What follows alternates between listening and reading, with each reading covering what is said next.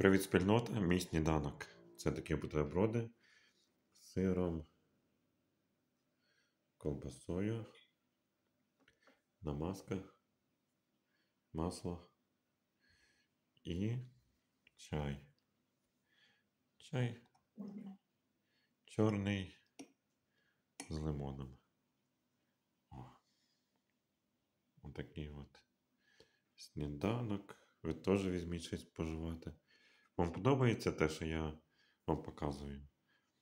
Давайте напишіть в коментарях. Може щось хочете якийсь заказ зробити, щоб я зняв, показав.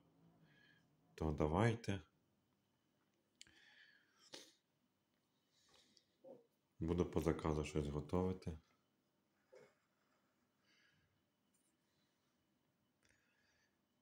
Ну, а я буду їсти. Всім смачного.